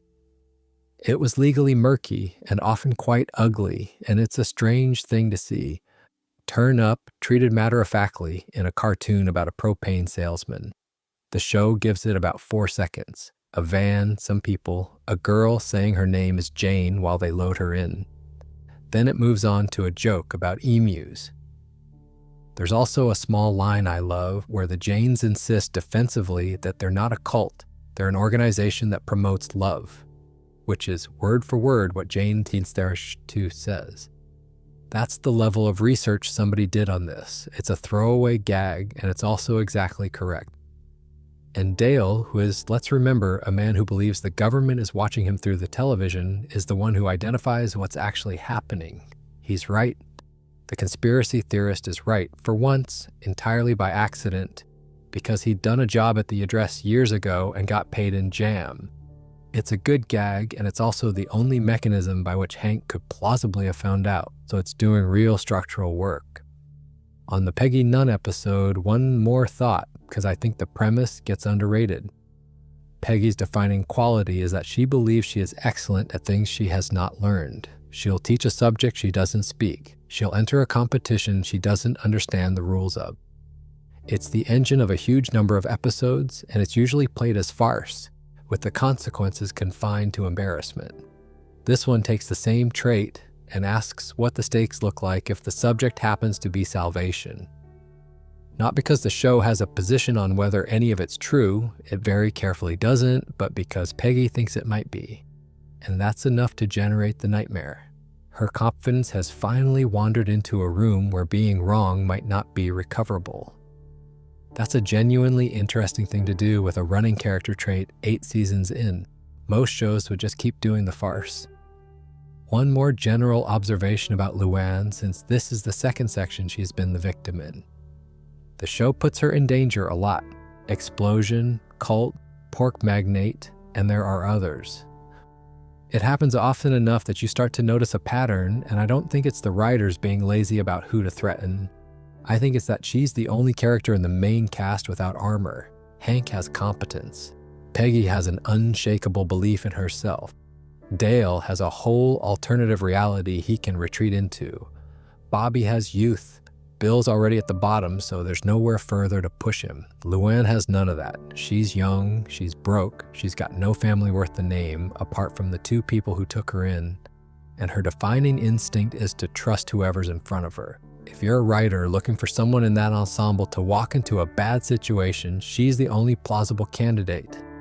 Everyone else would have said no on page 2. Brittany Murphy's performance is doing an enormous amount of that work, incidentally. She plays Luann with this permanent, slightly breathless optimism that never sounds stupid. You always believe that this is a person genuinely hoping things will be all right, rather than a cartoon written to be gullible. It's a lovely piece of voice work, and it's a big part of why these episodes hurt rather than just being plot. And the thing about the jam, which I'll leave you with, is that it never stops being funny to me that the entire operation exists to produce preserves, not weapons, not a compound in the desert. Jam and jellies sold at markets made by unpaid brainwashed young women on a ranch somewhere in Texas. There's something horribly plausible about that. The mundane commercial motive underneath the whole thing. Somebody worked out that the labor costs go to zero if the workforce believes their name is Jane. And now let's move on to a couple of episodes that people remember for entirely the wrong reasons. Bill wears a white vest. Every episode, more or less. It's part of the character. You picture him, you picture that vest. It's his typical clothing. That's not established on screen in an episode of this show. The t-shirt was given to him by the La Grunta Resort in exchange for keeping quiet about being attacked by their dolphin. Let me back up. The episode is called John Vitti Presents Return to La Grunta. Season 3, Episode 16, aired the 23rd of February, 1999, written by John Vitti, who came over from The Simpsons and wrote a fair chunk of the best episodes of both shows. The title's a bit of a gag. It was originally called Luann Presents, and the return bit refers to the family having been to La Grunta once before. It is remembered universally on the internet as the dolphin episode. That's how it gets clipped. That's how it gets referenced, and in the strictest sense, that's accurate. And it's also missing the entire point of the thing because the dolphin is one half of a structure, and the other half is what the episode is actually about. So, Hank gets Luann a job at the La Grunta Resort as a drinks girl on the golf course. He's pleased with himself. Decent job, tips, gets her out of the house. Luann, to say thanks, arranges for Hank to swim with the resort's dolphin. And the dolphin assaults him. The show plays it with an odd sort of restraint, and there's a music cue during the sequence that sounds an awful lot like Orinoco Flow, which is either the funniest or the most disturbing choice available. Afterwards, the trainer explains cheerfully that the animal wouldn't have hurt him because it had come to love him, which is not the reassurance the man thinks it is. Then the resort steps in. They give Hank merchandise, towels, gift shop tat, a load of branded nonsense. And in return, he doesn't report it. Peggy, later when Hank is gathering all of it up to give back, refers to the pile as 30 pieces of silver, which is the show being about as unsubtle as it ever gets, and it still doesn't slow down to explain itself. Meanwhile, and here's the part that makes this episode worth talking about properly, Luann is being groped by golfers. Not once. Repeatedly. It's her job. She's in a uniform designed for the purpose. And the men on that course treat her as part of the amenities. The episode doesn't dramatize it. There's a big confrontation scene. It's just the ambient condition of her working day. And she watches how her uncle handles his situation. She watches him take the towels and say nothing and tell her never to mention it again. So she does the same thing. That's the episode. 2 people are assaulted at the same resort in the same week. Both are offered silence as the path of least resistance. Both take it. One of them takes it because he saw the other one take it first. The show does not put a speech on the end of this. Nobody learns anything out loud. It's structured so that the 2 plots aren't merely running alongside each other, they're the same plot with the same argument, and the second one only happens because of the first. That's a genuinely serious piece of writing about power and shame and why people don't say anything. And it's filed under the dolphin one, because a dolphin is funny and the other half isn't. I don't think that's the show's fault, incidentally. I think that's just what happens to anything with a strange image in it. The strange image eats the episode, right? The other one in this section is plastic white female, and I'll be upfront. I've never known what to do with it. Luann is at beauty school, and she has one of those practice mannequin heads. Plastic, with hair, blank, sitting on a stand for hairdressing exercises. Bobby finds it, and he starts talking to it. He uses it to practice, conversation, flirting, being confident, the things a 13-year-old is terrified of getting wrong in front of an actual person. And it works, that's the thing. His confidence genuinely improves. He gets better at talking to people because he's had a few dozen goes at it in private with something that can't laugh at him. It's also, watching it, deeply weird. The show knows that. The camera holds on it a fraction too long more than once. Hank clocks that it's odd and locks the head in a cupboard. Bobby, on a stormy night, breaks the lock and takes it back. And Hank finds out, and the scene that follows is one of the few times in the series where I think Hank is unambiguously in the wrong, and the show agrees with me. He takes the head. Bobby's begging him not to. Luann is protesting too, because it's hers and it's expensive. And Hank saws it in half anyway, right there, in front of both of them. There's no discussion afterwards, no compromise. He decides the thing is wrong and he destroys it. And then there's the last 10 seconds. The kids are in the Gribble's basement playing Spin the Bottle. Bobby's there, newly confident, having spent the week learning how to talk to a plastic head. Nancy Gribble comes downstairs mid-argument with Dale about whether a boy-girl party is appropriate. The bottle stops. It's pointing at Nancy. And Bobby lunges, slow motion. A shot of Nancy screaming, Bobby airborne, coming at her. Cut to black. That's the end of the episode. There's no resolution. There is no scene afterwards where it's explained or laughed off or apologized for.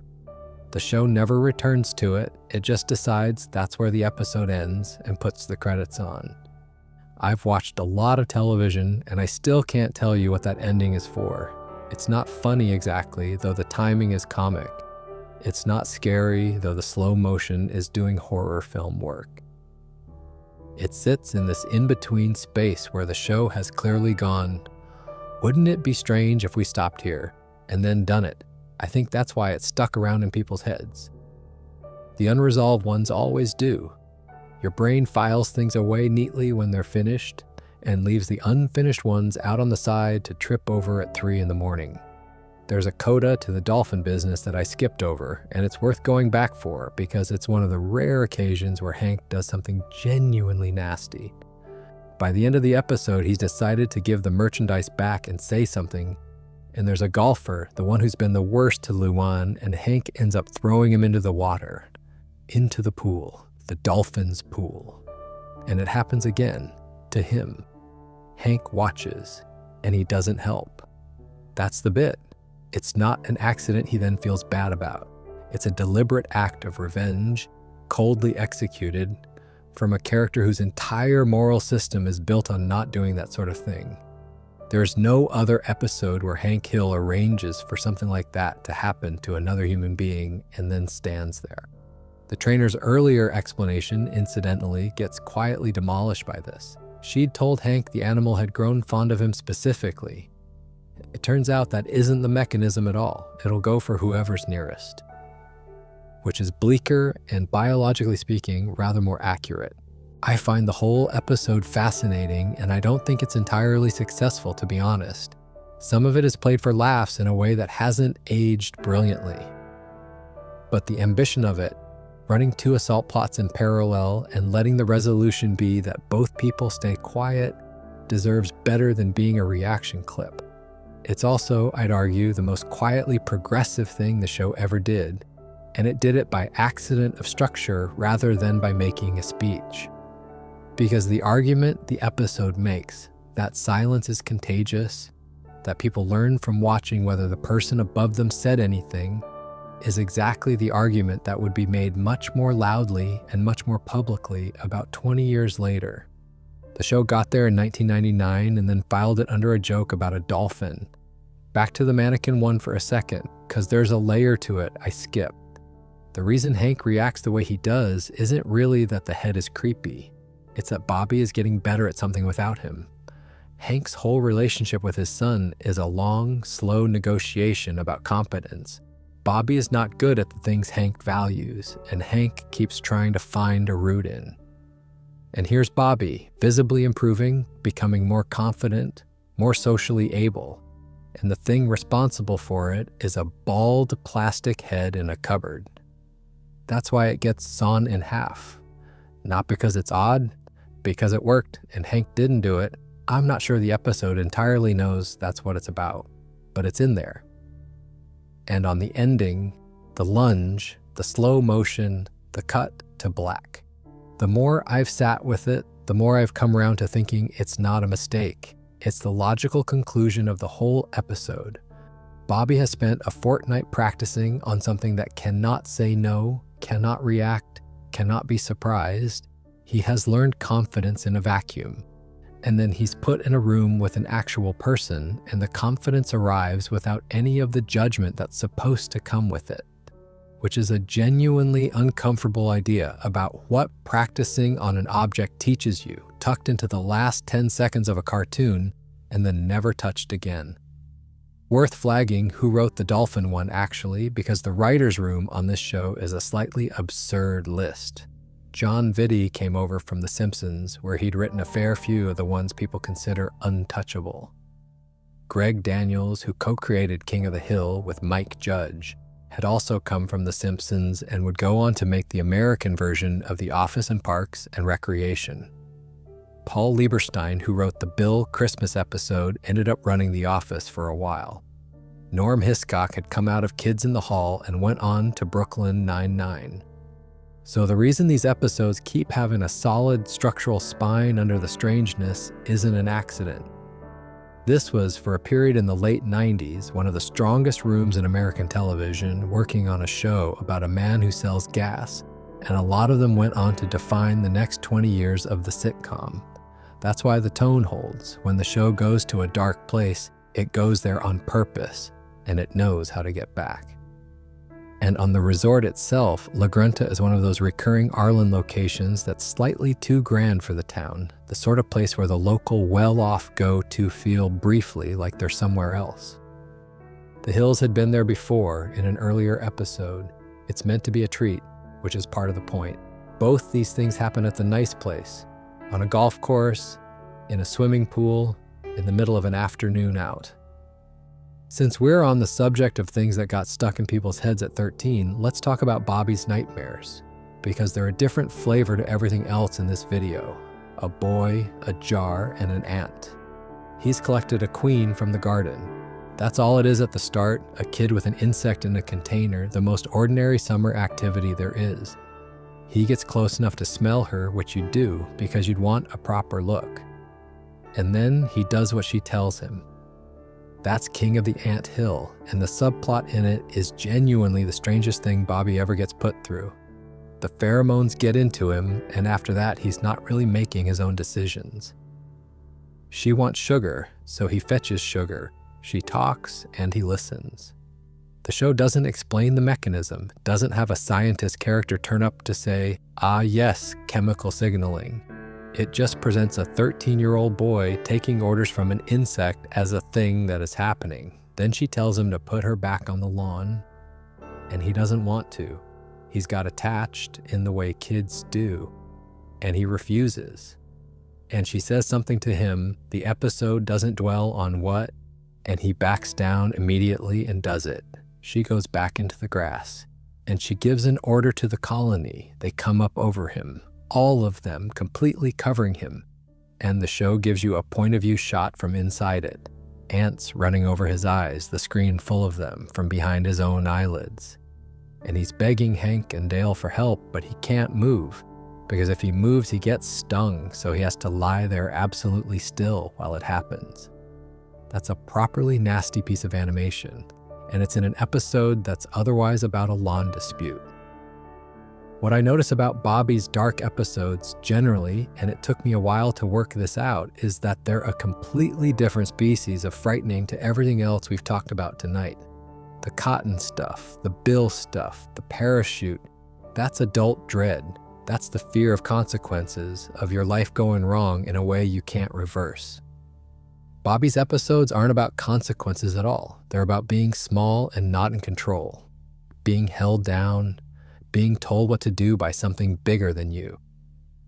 That's childhood fear, exactly as it actually feels, and it's why these are the ones people remember from watching as kids rather than from rewatching as adults. There's another one in this family I'll mention quickly, which is the school photograph business, and the general run of episodes where Bobby's body is the joke. He's a chubby kid, The show is not cruel about it. It's much kinder to Bobby than most cartoons of that era would have been to a character with that design, but it's constantly there. Other kids notice, coaches notice. His father, who loves him, keeps trying to find the sport that'll fix it. So when the show wants to frighten Bobby, it goes to the body, because that's where he's already unprotected. It's not a coincidence. It's the writers using what's there. Take Halloween, which is the Halloween episode from earlier in the run. The plot is about a religious campaigner getting Halloween banned in Arlen, and Hank taking it upon himself to put on the greatest haunted house the town has ever seen, mostly out of spite. And there's a moment where Bobby imagines his father as Satan, just briefly, an imagined spot. Hank, horned, laughing directly at the camera, which is the joke. Obviously, the man defending Halloween has been recast as the devil by the campaigners, so of course a kid's head runs with it. But the reason it works is that for a 13-year-old boy who is constantly gently disappointing his dad, Hank genuinely is the most frightening thing in his life. Not because Hank's cruel, he isn't. He just radiates enormous, silent expectation, and Bobby fails it about 6 times an episode. So the show puts horns on him for a second, and it's funnier and truer than it has any right to be. Then there's Chip Block. Chip Block is a ventriloquist's dummy, and if you've got any feelings about dummies at all, and a lot of people do, this one will do the job. It's got the classic face. The wide eyes, the split jaw, the fixed, painted smile. Bobby, who's gone through a phase of wanting to be an entertainer, introduces the dummy to Dale by spinning its head all the way around, which is not something you need to do to introduce a puppet to somebody. But the properly unsettling bit is Dale's flashback, which is heavily exaggerated because it's Dale's memory, and Dale is not a reliable narrator of anything. He's a kid at his own birthday party, receiving the same dummy as a present. And everyone in the room is laughing at him, not with him, laughing, including the dummy. The dummy is laughing. That's a 2-second gag in the middle of an otherwise unremarkable episode, and it explains a genuinely enormous amount about why Dale Gribble turned out the way he did. There's also a Bobby dummy later on, a puppet version of Bobby made to look like him, and that one operates purely on Uncanny Valley. It's Bobby's face, wrong, slightly too smooth, slightly too fixed. You look at it, and something in the back of your head says no. And then briefly, because it's short and it's mad, dances with dogs. Bill gets interested in canine freestyle, dog dancing, the competitive sort, and decides the animal he's going to train is a Rottweiler, a savage one. It attacks him nearly on sight, which is what you'd expect, so they sedate it. And while it's under, the show shows you what the dog is dreaming about. It's dreaming about mauling Bill. That's it, that's the joke. But think about what's actually being depicted there, a creature drugged into unconsciousness for everyone's safety, whose interior life turns out to be entirely one thing. It's completely daft, and it's also a little bit horrible, and it's shoved in the middle of a comedy plot about a man wanting to dance with a dog. I think that's what I'd say about the whole of Bobby's corner of this show. The frights are shorter and stranger than the adult ones. They don't build to anything. They're just a few seconds where the floor drops out, and then it's back to a story about a lawn or a school project or Hank being disappointed about football. Which, when you're 13, is exactly how it works. Nothing announces itself. The world's fine, and then for about 4 seconds it isn't, and then it's fine again, and you carry the 4 seconds around for the next 20 years. There's a bit more to say about Halloween, actually, because the episode around that Satan gag is a lot stranger than people remember. The campaigner is a woman called Junie Harper, and she's not written as a swivel-eyed lunatic. That's the interesting choice. She's calm, she's polite, she's extremely effective, and she gets Halloween banned in Arlen through entirely conventional means, meetings, petitions, pressure applied in the right places. She wins. That's the situation Hank is reacting to. And Hank's response is to build a haunted house that is, by the standards of a family neighborhood, properly frightening. He goes at it with the same obsessive competence he brings to a barbecue. He is very good at it. The thing genuinely terrifies children. So you end up with an episode where the man defending Halloween is doing so with such total commitment that he becomes, briefly, the monster the other side said he was, which is exactly what Bobby's imagined spot is picking up on. The joke lands because the accusation isn't entirely baseless. That's the sort of thing this show does that I don't think it gets enough credit for. It'd be very easy to make Junie Harper a straw woman and have Hank be straightforwardly right. Instead, she's competent and he's a bit out of control, and the episode ends with both of those things still true. The other thing about Bobby's dark moments, and then I'll leave the boy alone, is how physical they are. Adults in this show get psychological horror. Peggy gets a nightmare about damnation. Hank gets an existential crisis in the aftermath of a funeral. Cotton gets his conscience walking into a room. Bobby gets covered in ants. Bobby does not get his face copied onto a puppet. Bobby gets picked up, held down, swarmed, looked at. It's always the body. He's 13, and his body is the thing that keeps letting him down, and the thing other people keep having opinions about, and the show's frights for him are all versions of that, which is, I think, why they've got such a long half-life. If you watched this program as a kid, the Cotton stuff went straight past you. You had no framework for a man dying of spite. But a boy your age being buried in insects while unable to move? That went in and stayed in. I've seen an unreasonable number of people online describe the ants as the reason they don't like the show, or don't like ants, or both. One episode about a lawn. The ventriloquism thing is worth a slightly longer look because it's part of a proper recurring strand for Bobby rather than a one-off. He wants to be a comedian. That's his ambition across the whole series, stand-up, prop comedy, whatever's going. And the show is very honest about the fact that he isn't very good at it yet, and also that he might genuinely have something and that his father cannot see the appeal at all. So the dummy isn't just a creepy object. It's a piece of equipment for the one thing Bobby actually cares about. He's practicing, he's putting hours in. That's the bit Hank keeps missing about his son. The boy has more discipline about the things he loves than anybody gives him credit for.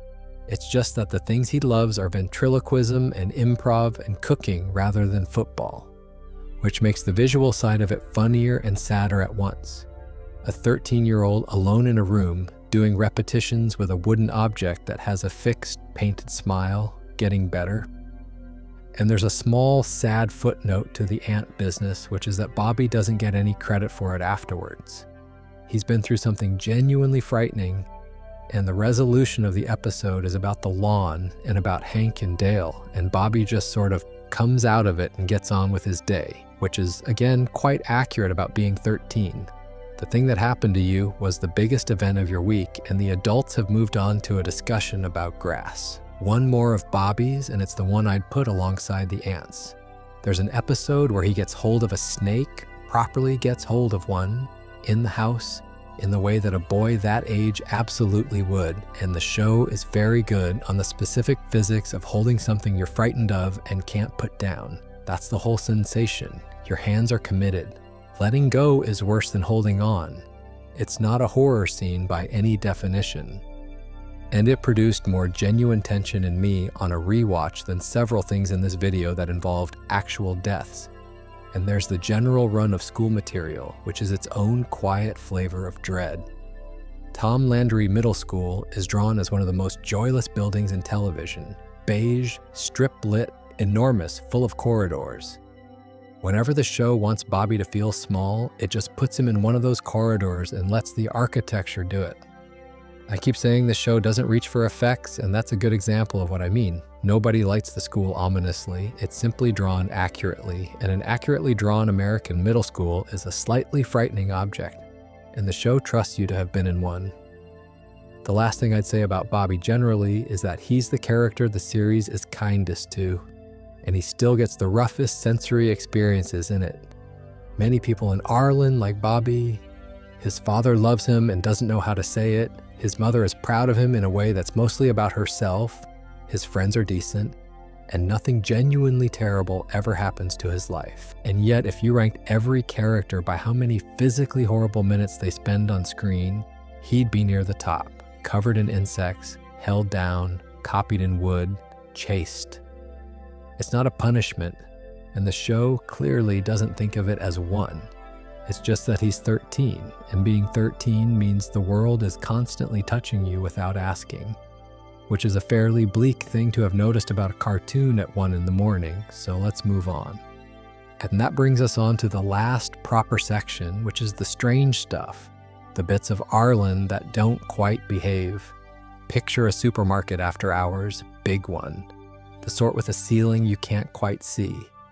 Strip lights all the way down, aisles going off in every direction, and that particular flat silence that big, empty retail spaces have. Not proper quiet, but a low hum with nothing in it. 4 men in there, and no way out. That's Megalodale, and I'd argue it contains the single best pure horror sequence in the entire series, which is remarkable given that it's fundamentally a story about jazz. The setup, Dale gets hired to do pest control at the Mart on Hank's recommendation, which is Hank's first mistake and not his last. Dale starts investigating the infestation and comes to a conclusion.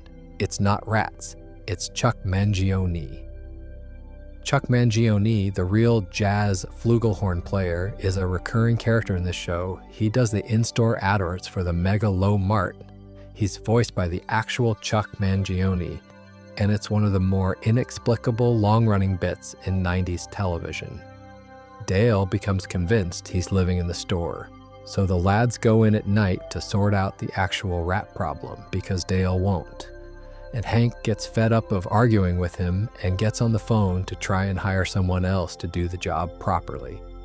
And then the music stops. That's the moment.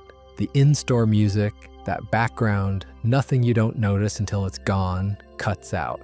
Hank doesn't clock it. He's on the phone, and the phone's dead, and he's mildly irritated about it in the way he's mildly irritated about everything. Then he turns around and sees the others, and they've gone completely still. They've seen what he hasn't. Every exit has been blocked off with vending machines. Someone has moved them. Someone has physically, one at a time, sealed the doors from the inside while these 4 men were arguing about rats. Then the trumpet starts, and the lights begin to go out. Not all at once, in sequence, bank by bank coming towards them. And Bill says, "Chuck don't want us to leave." I'm going to be honest, that line does something to me. It's the phrasing, not "he's got us trapped" or "we're in trouble." It's the flat, resigned, first-name familiarity of it. Chuck don't want us to leave. As though this is simply the situation now, and Chuck's wishes on the matter are the relevant consideration. It's a joke. It's a completely straight-faced horror beat. And it's about a Grammy-winning flugelhorn player. This show, honestly, while we're in nightmare territory, there's the man who shot Kane Skredeberg. Now, the plot of this one is paintball, of all things. Hank against a younger, cockier bloke, all very Hank. But the reason it turns up on every list of unsettling moments is a dream sequence, and specifically the way it's animated. King of the Hill has a very controlled visual language. Flat colors, restrained movement, characters who mostly stand about. It's one of the least expressive-looking cartoons ever made, on purpose, because that's the register. The nightmare abandons all of it. The animation goes deranged, faces distorting, people laughing wrongly, the whole thing moving in a way nothing else in the show moves. It's the visual equivalent of somebody shouting in a library. And that's the effect, really. It's not that the imagery itself is so terrible. It's that for about 40 seconds, the program stops looking like itself, and you get this brief flash of what else these animators could have done if the brief had been different. Then there's Texas City Twister, which is a tornado episode, and mostly a very good one about Luann's trailer and Hank's competence under pressure. It's got one shot in it, though. Hank's trying to get to his family. He's stopped by workers investigating a chemical spill on the road. And there's a flash of lightning, and for a single frame, one of the workers in his hazmat gear looks like the Grim Reaper. One frame.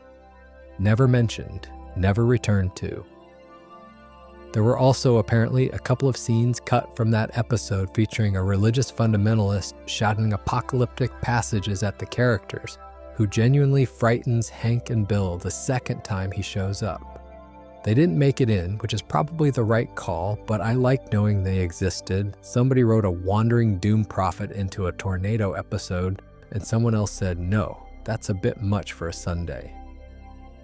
And then to finish this bit off, I want to do the emus because they're my favorite strange thing in the whole show, and they're barely a horror beat at all. They come from the cult episode we covered earlier. Buck Strickland has got himself into emu farming. This was a real investment craze in Texas in the 90s, incidentally, a proper speculative bubble where people paid enormous money for breeding pairs. And then the market collapsed and there were birds everywhere with nobody to sell them to. Buck's got in at the wrong end of it, and his solution is to instruct Hank to go and kill them and make it look like a heart attack. Hank can't do it. Obviously, he can't do it. He's a man who can't put a bird down for his boss, and that failure of nerve is what leads him to buy all that steak, which is what saves his wife from the cult, which is one of the tidiest bits of plotting in the series. But the emus survive. And at the end of the episode, over the closing credits, there's a shot of the alley, the one they stand in, the single most recognizable location in the show. And there are 4 emus standing in it, making emu noises, just standing there in formation, where Hank and Dale and Bill and Boomhauer stand every single week. No dialogue, no explanation. 4 large flightless birds occupying the exact spot where 4 men usually have a beer. I think about that image more than almost anything else in this program. It's not frightening, it's not really even a joke, in the sense of having a punchline. It's just the show quietly replacing its own characters with birds for 30 seconds and never mentioning it again. Actually, let me stay on Chuck Mangione for a minute, because the more you look at that running gag, the odder it gets. He plays himself, the actual man doing his actual voice, in a recurring role as the celebrity spokesman for a discount superstore in a fictional Texas town. His job in the world of the show is to stand in the shop and play his flugelhorn and say the slogan. He lives functionally in the mega low mart, which is precisely why Dale's theory isn't as mad as everyone tells him it is. And that's the joke in the end. Dale is wrong about everything always, on principle. He's wrong about the government, wrong about his wife, wrong about lizards. The one time he constructs a completely deranged theory that a Grammy-winning jazz musician has taken up residence in a supermarket, he turns out to be broadly onto something and nobody believes him. And the men who don't believe him end up sealed inside the building with the lights going out. The horror sequence works because the show has spent years teaching you that Dale is never right. So when the trumpet starts, you've got the same reaction the characters do, which is, hang on, no, that can't be it, and then it is. There's a whole other conversation to be had about Dale, incidentally, which I'm not going to have tonight because it'd take another 2 hours. But the short version is that he's a man whose entire worldview is a defense mechanism against a set of facts about his own life that he cannot look at directly and everyone around him knows and nobody tells him. That's the joke. It's been the joke for 13 years. It's not a very kind joke when you think about it too long, so I try not to. And Bill's line, incidentally, is the reason that scene stays with people rather than just being a good gag. Because it's Bill. Bill's the one who's already given up. He's the character who accepts bad news fastest. Because he's had the most practice at it. Hank would argue with the situation, Dale would have a theory about it, Boomhauer would say something none of us would catch. Bill just looks at 4 blocked exits and a trumpet in the dark and concludes without much distress that Chuck don't want them to leave. He's not panicking, he's updating. While I'm here on strange business decisions, the EMU bubble is worth 2 more minutes because it's real and it's brilliant. Through the late 80s and into the 90s, there was a genuine speculative mania in the American Southwest around rate-eat farming. Emus, ostriches, that family of large flightless birds. The theory was that emu meat was going to be the next big lean protein, and the oil had cosmetic applications, and prices for breeding pairs went absolutely vertical. People were paying enormous sums for 2 birds. The problem was that essentially nobody was actually buying emu meat. The entire market was people selling breeding pairs to other people who wanted to sell breeding pairs. And when that ran out of new entrants, it collapsed, and there were farmers across Texas and Oklahoma sitting on flocks of large, aggressive birds worth nothing at all. Some of them released them. There are feral emus wandering around parts of the American Southwest to this day because of it. So when Buck Strickland tells Hank that the bottom's fallen out of the emu market and he's stuck on the wrong end of the pyramid, that's not a surreal invention. That's a documentary detail. The show just dropped a real regional financial disaster into a B-plot and expected the audience to keep up, which is very King of the Hill actually. It's the same instinct as the propane and the lawn care and the specific brand of grill. The show is obsessed with the actual texture of how that part of the world works, and it will put a genuine collapsed livestock market in an episode about a cult and not explain either of them. One more thing on the visual side, and then I'll let this section go. The show changed how it looked over its run. It went from traditional cell work to digital, and later moved to widescreen and high definition, with the title sequence rebuilt to fit.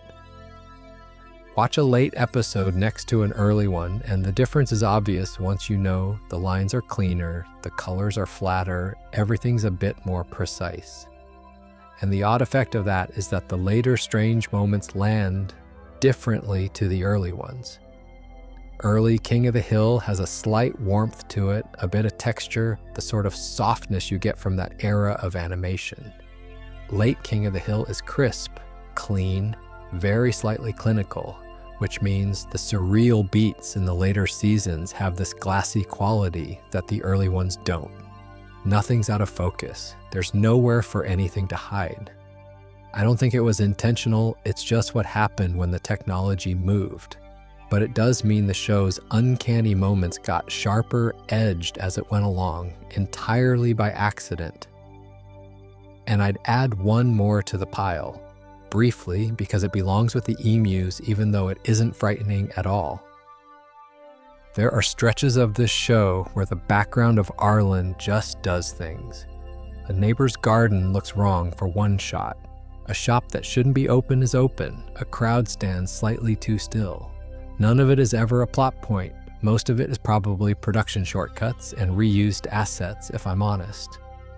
But because the show is so committed to being ordinary, any small deviation reads as enormous. That's the payoff of 13 years of relentless normality. You've trained the audience so hard on what this place looks like that 4 birds in an alley can carry a whole ending. And I'd throw the tornado in as well, actually, since we're here. Texas City Twister is genuinely one of the better disaster half hours in television, and the reason it works is that Hank is competent in it. He knows what to do, he's read the leaflet, he's got a plan for the bath and the mattress and everything, and it doesn't matter, because a tornado isn't a thing you can be competent at. That's the horror of it, quietly.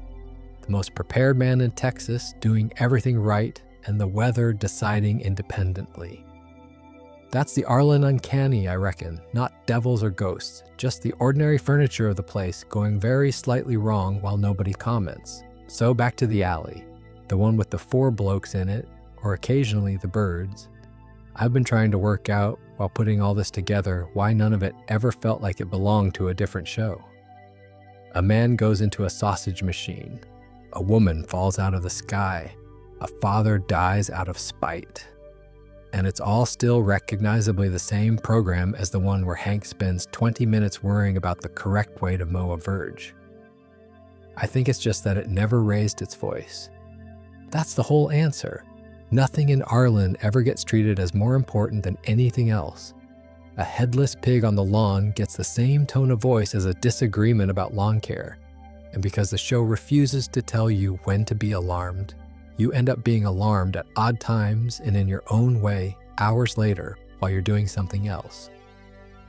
I'd also say, and this is my honest opinion rather than an observation about craft, that it's the only show I can think of where the dark episodes made me like it more rather than less. Usually when a comedy goes heavy, it feels like a bid for respectability. Look at us, we can do drama. There's a self-consciousness to it. This one never seems to be reaching for anything. Trip goes into the machine because that's where the story went. Big Jim dies because that's what happens to men like Big Jim. Nobody in the writer's room appears to have thought they were making prestige television. They were making a cartoon about a bloke in Texas, and every so often the cartoon went somewhere unpleasant, and they wrote it down and moved on to the next one.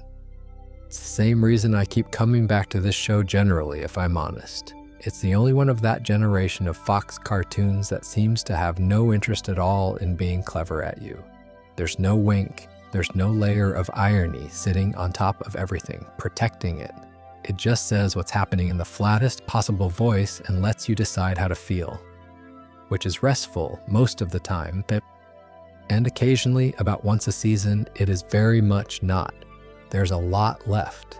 13 seasons of the original run, plus the revival, and hundreds of episodes I haven't touched tonight.